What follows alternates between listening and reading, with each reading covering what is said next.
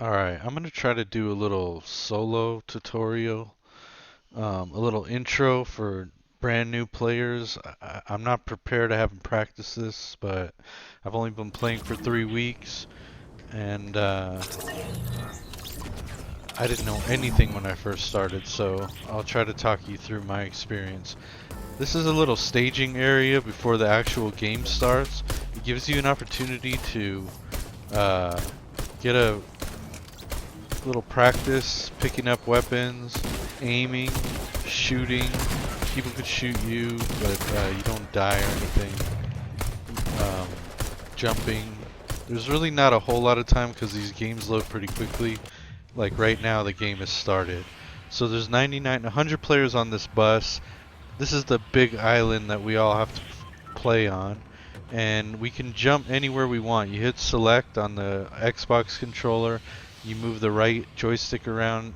Usually if you're in a duo or playing with other teams, it's good to tag where you're going to go. Since it's a solo and I'm new, I'm just going to go somewhere kind of far. When you're new, you want to land like on the outskirts. So I'm going like all the way to the end. One of the downsides of landing on the outskirts is that throughout the game, every 3 minutes or so, the storm area closes in. You'll see a circle, I'll show it to you. And you don't want to get caught in the storm because you start losing health and eventually you die. So if you land on the outskirts, you're probably going to be always running inland to beat the storm catching up to you. But if you land, I'm still flying to Craggy Cliffs there. If I were to land somewhere like Salty Towers, Hunter Haven, one of the downsides of landing there is that they're called hot drops because that's where most players are inclined to land, kind of right near where the bus starts moving and closer to the center line there that the bus goes on. Um, so by landing out here, there's a good chance that I'm gonna be confronted by much fewer players. There's already someone kind of shooting over that direction. You see on my screen I've got that little uh, animation that actually shows little image of footsteps and people shooting, and there's a setting in the settings for the game called visual audio. Oh, this guy, I don't even have a gun yet, and there's already someone in here. So my whole theory about landing somewhere where nobody else would be is wrong. And so now I've got to run. Oh, this was a bad place to run to, because this guy's going to chase me. Oh, oh, I got to get a gun. Oh. Oh, I don't know how I was able to pull that off. You see he hit me. My health at the bottom left corner went from 100 to 80. Um, These blue bottles are called shields. You pick them up and drink 2 smalls before you drink a big, because smalls only let you drink up to the first 50, and then the big will let you have another 50. So you can get yourself full shield, which gives you a little extra health. I also have a med kit here. I'm inclined not to use it right now because I still have 80 health, but just to show you, it takes 10 seconds, so once you start it, you pull the trigger and it starts the countdown. You can't move, you're kind of stuck where you're at until that's done. And you see now I've got full health. Med kits like that will give you full health. There's other meds called bandages, and they don't quite give you full health. Before I got into that shootout, I was explaining this little thing on the center of my screen that shows kind of a animation. So these chests and stuff, you could hear when I get closer, it makes a louder noise, plays a little sound to alert me that there's a chest nearby. And there's the bandages I was talking about. I'll hold them until I find something better to replace, since I only have limited options. 1, 2, 3, 4, 5, 6, 5 spaces down here on the right, plus a battle axe is number 6, which always remains as is.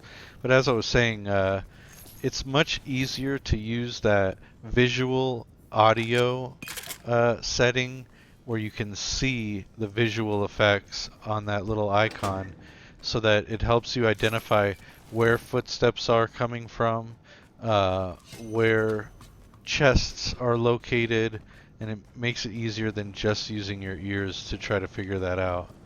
Um, okay, so also at the start of a game, you want to get your pickaxe out when you have a chance.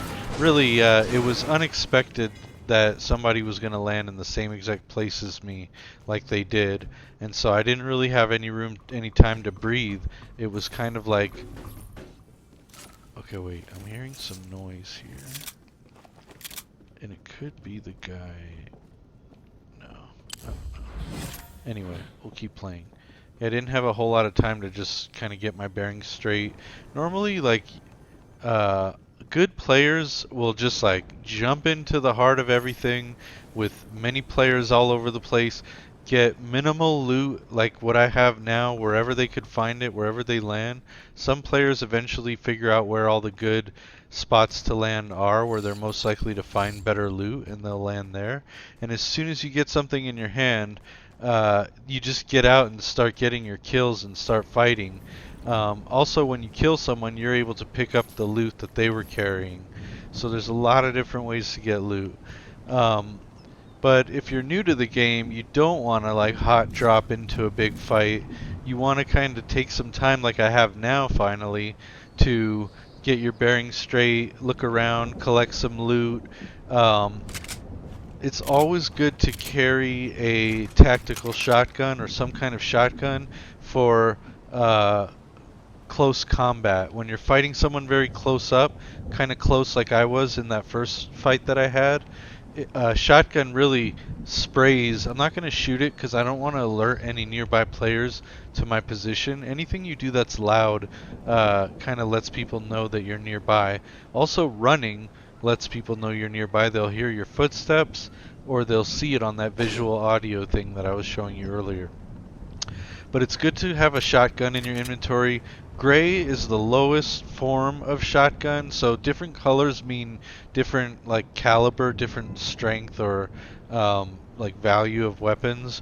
Gray is the lowest form, so anything gray is kind of like the entry level, and green is the next level, then blue, then purple, then gold. So eventually, if I find a green shotgun, a green tactical shotgun, or a blue one, or a gold or purple one, I'm going to want to exchange this one for that. Now, good example, you can't just fall without getting hurt in this game. I didn't realize how far down this was, and this fall made me lose 55% of my health. Bandages don't get you to full health, but you can take a few to get almost all of the way there. I think it'll get you to 75. There you go.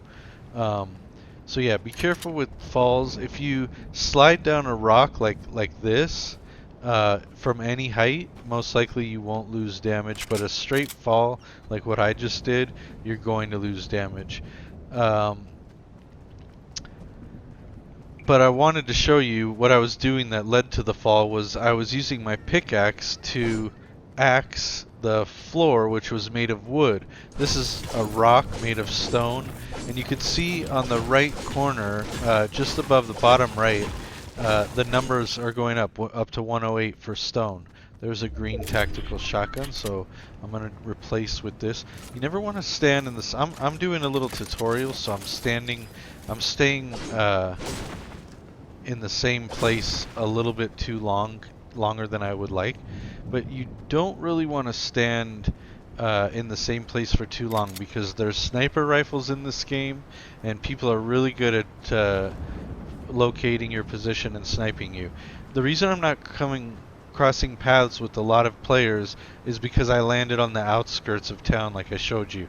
See, there's a line in the upper right hand corner, there's an arrow that shows what direction I'm going, and there's a white line that guides me which direction I need to go. If I hit select, you see the bigger picture. All that pink is the storm, and when that storm is closing in on me, and when I'm in that storm I lose health, and eventually the storm gets stronger and my health goes faster and I die very quickly.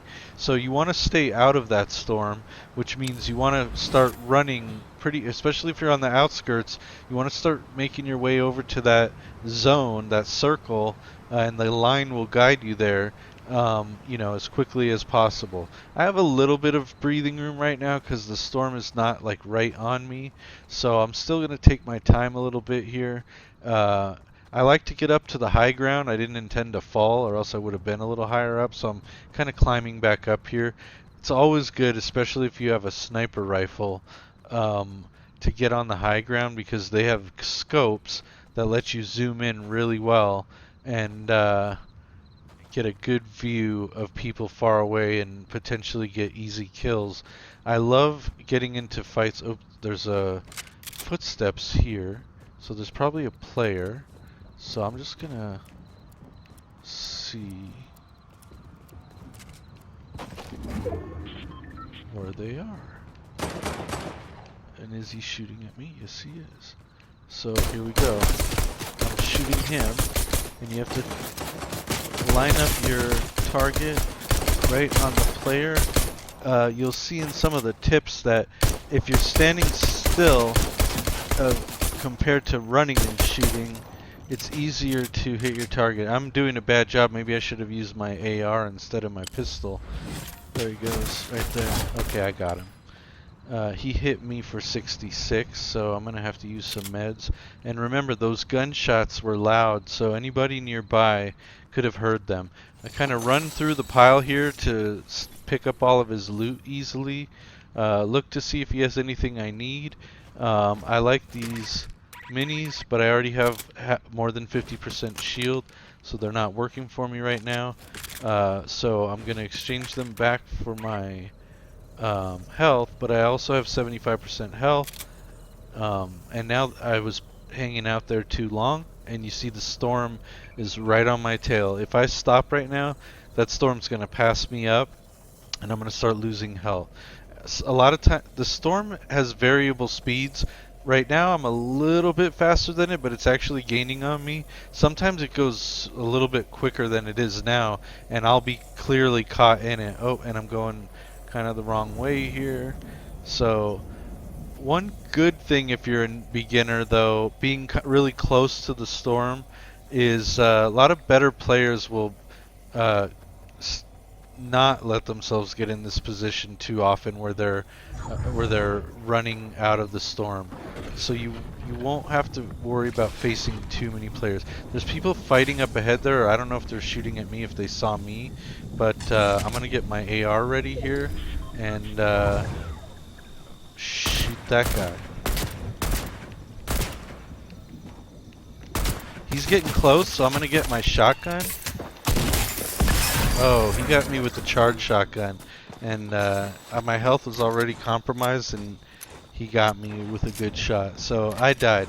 This is a solo game. I keep saying there's people, but solo is every man for himself. So unlike a duo, a trio, a squad, where you have teammates that you fight alongside with, we're all one-on-one here. He clearly had an advantage over me and was able to get me killed. And when you get killed, it lets you spectate the person who killed you, and then the person who kills them, and so on through the rest of the game, if you want. I usually just go back to lobby and start over. So let's just start over, and we'll keep the same. So you hit A to ready up, and you just wait a little bit, it'll load another match. And there's just always people playing day and night, and so it never takes more than a minute usually for another match to be ready to go with another 100 people. So I'm just going to continue kind of the tutorial while starting a new game since I just got killed.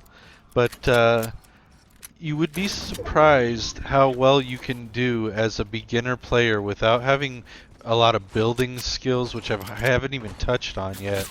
Building, but just staying on those outskirts, kind of staying hidden and not going in for a fight all the time. Like even when I heard those footsteps on the second player that I was in a shootout with, you know, I could have just ran the other way or hid myself and let him kind of move on. You know, you want to get away from those habits over time, but initially it's a good strategy, especially if you're up in the mountains and high ground. You can hide in bushes.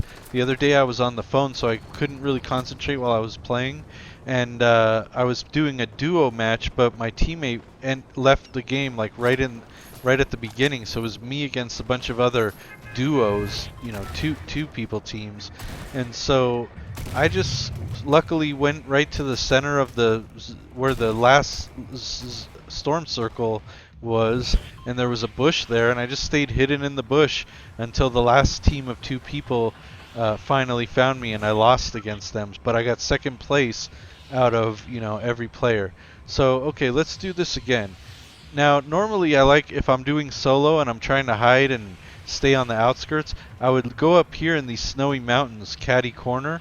But since that's like right where the bus started, it always changes every game. I don't want to do it right now because it means it's a little bit more of a hot drop. There's probably going to be a lot more people there. And I'm trying to buy myself some time before getting into big fights so that I could continue to explain the game to everyone. So you'll get the hang of this. You can, you know, use your controller to control how fast you fall, and if you want to get to a further area, you can start your glider sooner and just keep gliding. Otherwise, you could just leave the glider off like I did, and it will open automatically when you get down to a certain point. I'm seeing a lot of people drop in here. Like this is really intense. So this is probably going to be a quick battle, because for me it's hard to do this like tutorial stuff and play at the same time. This is not a smart move, just picking up this shield and drinking it. Like, there's so many players here, I need to find a gun. Actually, this is a good gun to start with, so I'm happy with that. And then let me get up here and just kind of lay low for a second. Close the door behind you. If a door's open, you'll read this in the notes too, like in some of the tips that the game gives you. If the door is open, then somebody has been in there. See, somebody's shooting and probably about to enter here right now. Yep. He's coming right back up. No, he learned his lesson. I'm not going to go after him. He can come to me if he wants.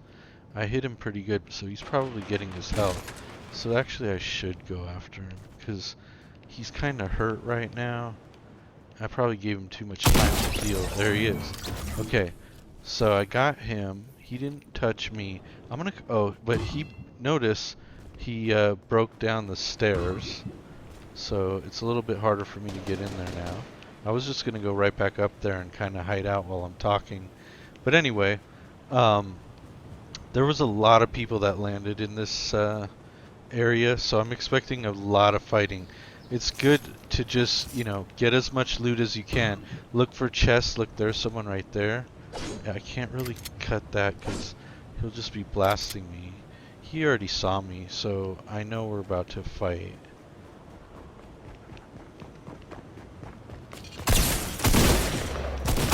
Oh, that was terrible. I should have played that better. But anyway. Alright, let's do another match.